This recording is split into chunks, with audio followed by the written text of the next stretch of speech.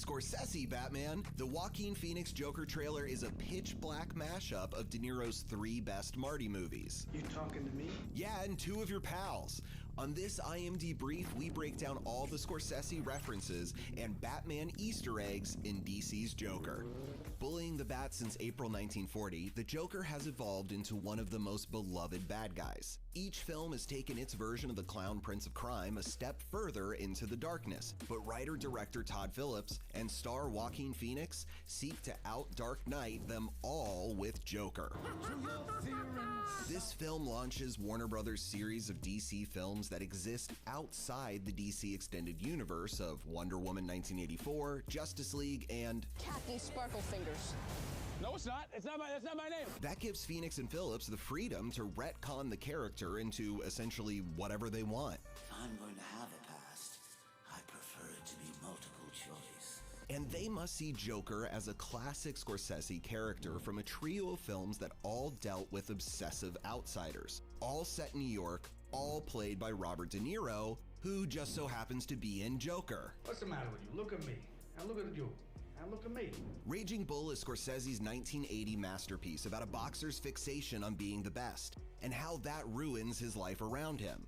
In Joker, Arthur Fleck, this jester of genocide before he puts on the grease paint, is on his own compulsive quest, one to make the world smile, but the world doesn't seem to be in the mood. Is it just me? Or is it getting crazier out there? That line and Arthur's shabby pre-Joker clothes all give us serious Taxi Driver vibes. Someday a real rain will come and wash all this scum off the streets. The quintessential Bobby and Marty team-up, the 1976 tale of a New York cabbie's descent into madness, parallels Arthur's downward spiral when no one gets his jokes. Now I realize it's a comedy. De Niro has even played a discouraged jokester for Scorsese in the 1982 overlooked dark gem, The King of Comedy. I wasn't leaving you out. Right? Yeah. This stand-up holds his late-night hero hostage in exchange for a spot on his talk show. The connections run deepest between these two films because De Niro's playing a character very similar to the one Jerry Lewis played in The King of Comedy, and he's even wearing the same suit on a very similar vintage set. I can't believe this. Just believe it, because it's part of the surprise. Now, DC wants you to know that this movie is just one version of Joker's past, and it's never even settled on the character's given name. But most movies and comic book timelines reference the 1951 Red Hood origin story that added the trademark chemical vat that turned Joker's skin white and hair green.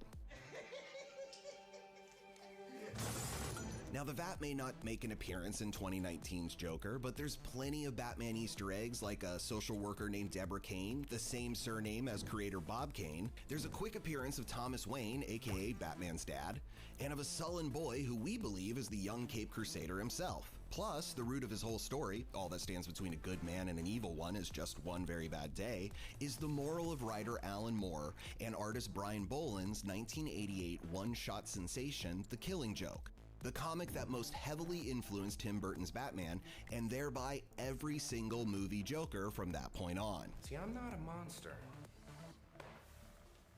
I'm just ahead of the curve. For more DC, check out Captain Sparklefingers himself, Zachary Levi, on the